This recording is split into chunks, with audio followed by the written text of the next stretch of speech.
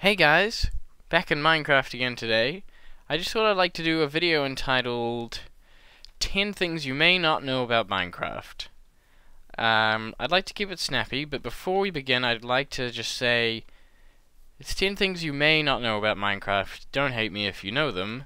You're probably almost guaranteed to know at least one or two of them. They're just 10 little interesting things. Comment below if you find any of them interesting or new. I'd love to hear from you. And with that out of the way, I think we'd like to get started. So, onward! So the first thing I'd like to show you is something to do with the inventory. Or the inventory. Pretty simple. Basically, if you're in your inventory and you press any of the numbers corresponding to these 9 boxes down here, it'll switch with that cell. So if I press 1, it goes to there, and it switches it with nothing. And it's following on from that, if it's empty and you just press 1 on something, it'll swap the empty main slot with whatever you had moused over in your inventory. So if I press 5, swaps with that potion, etc. Pretty simple, right? So another thing I'd like to talk about to do with the inventory and also the hotbar and such is that if you were in the world looking at a block and you mouse 3 on that block, that is, you click the scroll wheel, and you have that block in your hotbar, it'll switch to that block. See, I just switched to the grass. It does, like I said, it has to be on the hotbar, so if I place down some gravel here, and I put that back in my inventory, if I mouse 3 on that, it does nothing. But if I pull it in my hotbar and I select something else, and I mouse 3 on that, it'll select the gravel. So it has to be in your hotbar. Unless you're in creative mode, like I am now, in which case, let me just throw this stone away. If I press mouse 3 on this stone, it'll just give me some stone because I'm in creative. The only thing with that is you have to be kind of careful if you're on a server or a save if you have survival and creative inventories, or like if you're in each mode some of the time, like you can be on the Winslow server. So because if you switch to something, say this lever, get rid of grass block. So if I mouse click on this grass block to get grass, it gets rid of my lever. Another thing that I've seen a few people have trouble with is the placement and orientation of stairs. Now, a few updates ago, I could not tell you the exact update number. Whoa, lighting. Let's just place one of these. There we go. They anyway, back on topic. They introduced the placement of stairs like upside down and stuff, and it's really cool for building and making all sorts of weird shapes. The only thing is, sometimes it's it's a bit crazy. What's going on? So I'm pretty sure I figured out how it works, and basically, actually, I know how I can demonstrate this. Here we are. Oh gosh, what have I done? I've done my first trick. I should stop failing. Okay. I hate that typing E into that. Anyway, so let's demonstrate with some half slabs. I don't quite know what's up with my fraps at the moment. It's a bit dodgy. Working on it. Seems to be a bit better today. Oh, I have used bad half slabs. This video's going nowhere. Here we go. Okay. So imagine every block is basically divided up into 2, such as these half slabs. So if you're facing the block straight on, everything's very simple. If you look at the bottom half slab, it'll create it facing up. But if you look at the top half slab, it'll create them upside down. Right way up? Upside down. Move away, you. So the same applies for any angle, except basically you just have to worry about which way it's going to place, whether it's going to place that way or that way. And basically, as far as I can tell, that's just based on your angle towards where you're placing it. So see there, I'm beyond this diagonal line. Ooh, I'm not quite on the diagonal. See this diagonal on this block here? At this point, if I'm looking here, I'm beyond this diagonal, and it'll create them facing sideways. But if I am past that diagonal and place them, it'll make them facing that way. So, beyond the diagonal that way, and because I keep using beyond for like either side, it makes no sense. On this side of the diagonal, facing me, and you know, upside down. And I think that's basically it. They're pretty intuitive now. Once you know, they're at least stable, so that like if you do the same thing, it'll always create the same result. So I'd just like to add to the placement of stairs the 1.4 update or something. Also included the placement of I have failed. The placement of corner stairs. Move you. And I know at first they seem a little bit tricky, but basically, if you have two corner stairs here, if you place new stairs the same as either of those, it'll make a corner. If you place it differently, it'll just place it differently, or as you can see, it placed, you know, like a corner matching to that. So it's pretty simple. Just, you know, building along. Yeah, move. Building along here. If you want to go around the corner, you just basically place it sideways onto it. That's the easiest way to do it.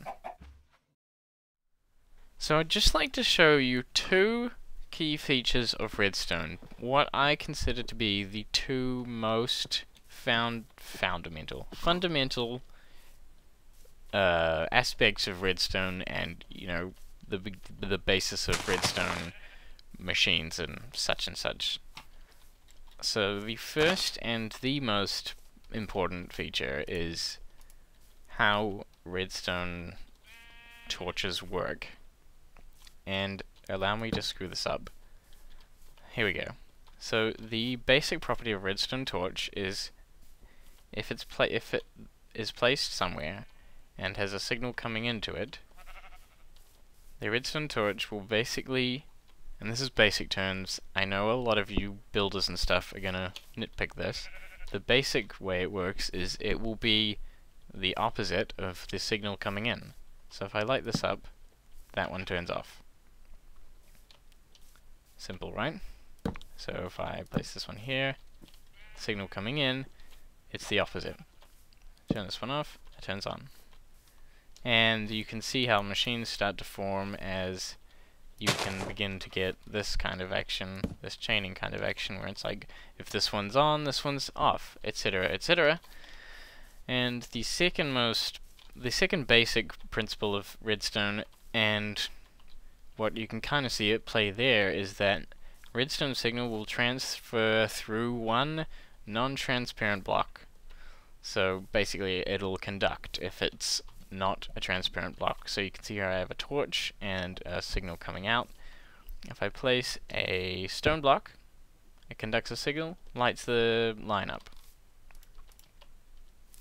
And like I said, you can see how machines start to form as now I can have, if there's a block there, you know, this torch will turn off, etc. And just to demonstrate to you, a glass block will not light that up, and like neither will an ice block.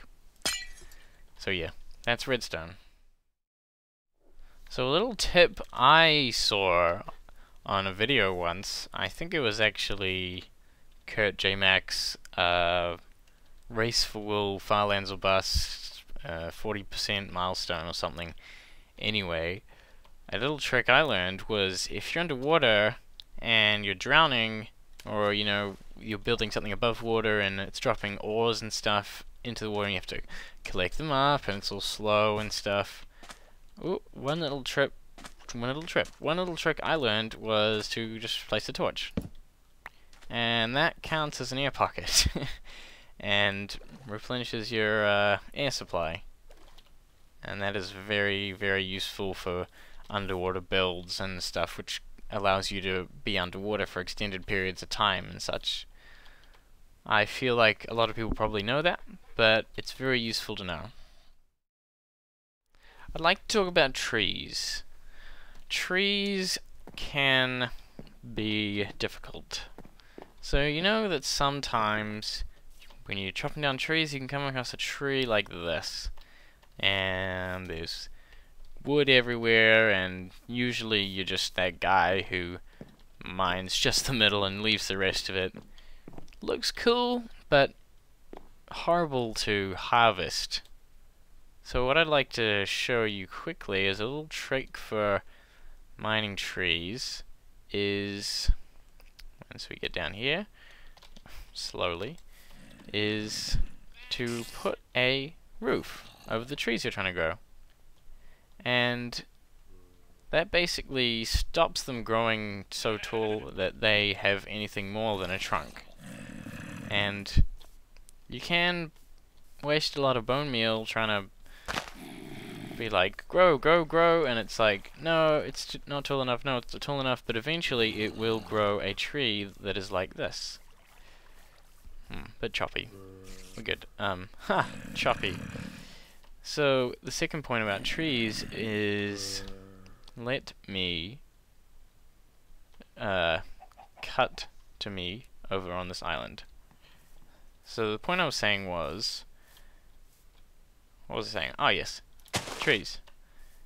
Oak trees you can actually place right next to each other, and they will grow right next to each other. You get stuck in the leaves, but they will grow. And such. So if you want, you can make a tree farm like mine that is perfectly dense. Every block is just wood.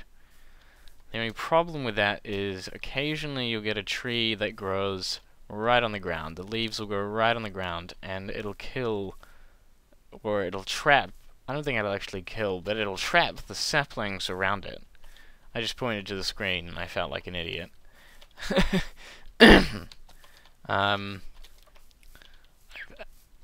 Sorry. Jeez. Zombie. So you can see from here that each level is actually a different height. And that's because obviously each tree grows differently. So the birch trees here, they will grow to the same height of 5 blocks every single time. And as far as I'm aware, you cannot grow them right next to each other. They need the space. So you can't do your whole dense farm. Now, actually, was that birch? That was birch. Spruce. These ones. You can see there that basically my roof is not limiting them at all. They have real issues with it. I'm sure there's some awesome way to do it, but I couldn't find a way to make them not grow massively. The good thing about spruce, though, is, as you can see, and I'm sure you've seen in certain biomes, let's grow some here. Boop, doop. They always grow with a straight trunk. So it doesn't actually matter if they're too tall, because you can still get in them and get their wood and such. Now, jungle trees are pretty cool too. They grow straight, and I just planted them on the top because they grow straight and it doesn't matter how tall they are. The only problem is their saplings are ridiculously hard to get. As far as I'm aware, I spend a long time getting the 8 or so saplings I have on the top there. The cool thing about jungle trees is if you actually plant 4 right next to each other, it'll grow a big tree, a 2x2. That's cool. You can grow these huge trees, and perhaps is a bit choppy today still, and basically you can harvest all the jungle wood you like. You do get a few branches up here, but they're really not a big deal considering the amount of wood you get out of them. This is a mine I've built on the Windsource server, although technically this half is not even started. Whoa, we're good. As you can see here, at each point I've actually labeled what level block you are. With respect to, if you stand here, you can see up here I'm at 61, labeled 61. And the reason this is important is, if you allow me to quickly cut, is so that you can tell where what spawns. Words are hard for me to say. So you can see here, on levels 30 and below are lapis, gold, and emerald.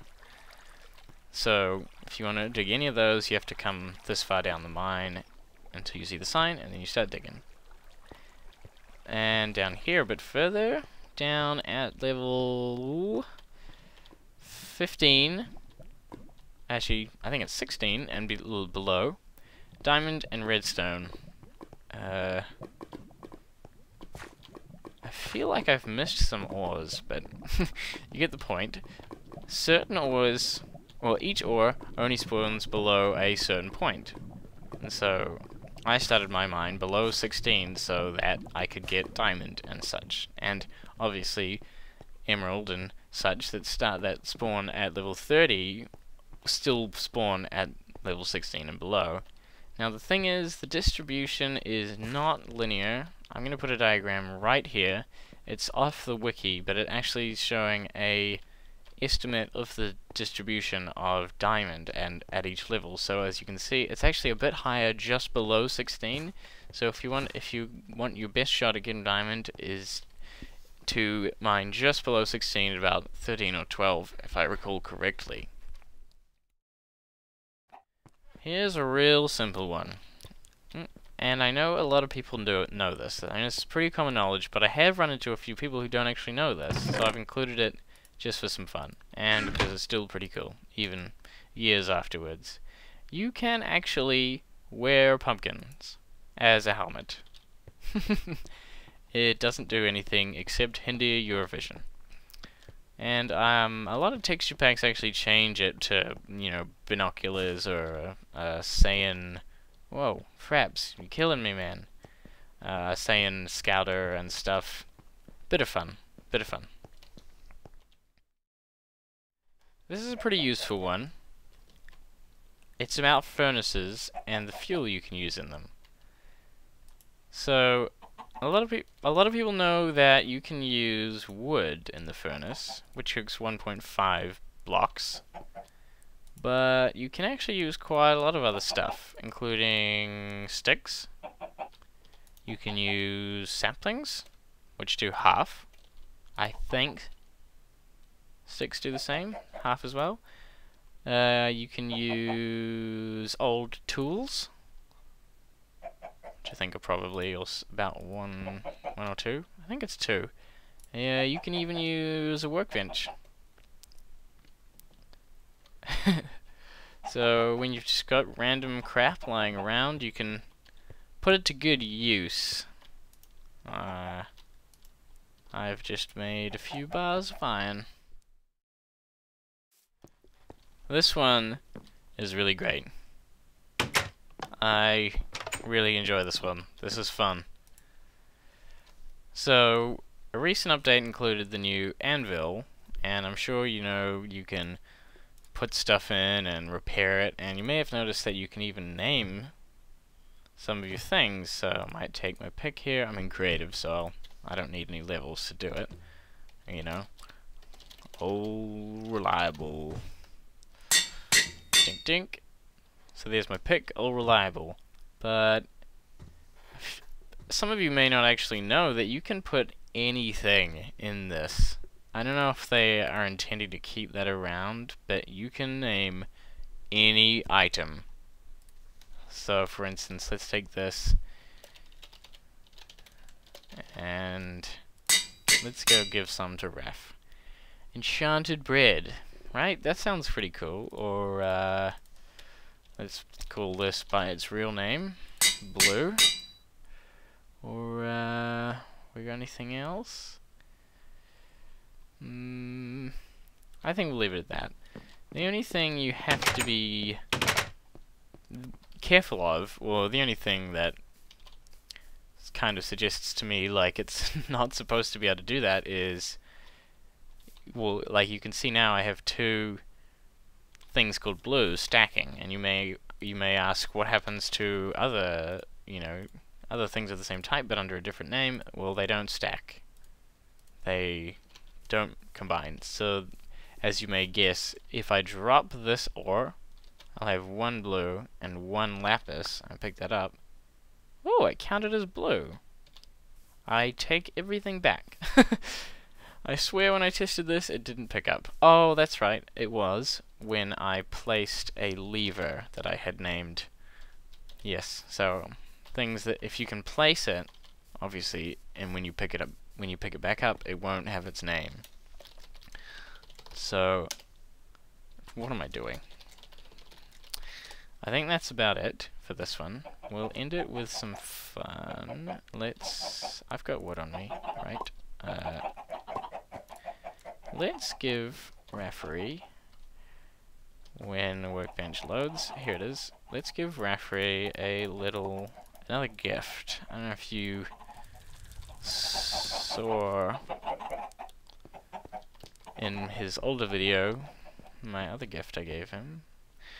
Let's place that here, and give some enchanted bread, because it's italicized, or italicized, or whatever the word for that is, and so, it looks special. But we'll give him that. We got blue, enchanted bread, yeah, that should do it. So, that's about it for me. List of 10 things you may not know about Minecraft, I'm pretty sure is what that was called. Hope you enjoyed it. If you liked it, please press like. And if you want to watch more of my videos, you can subscribe to my channel. I am trying to put up more videos now that I have more free time and I'm not in the middle of exams.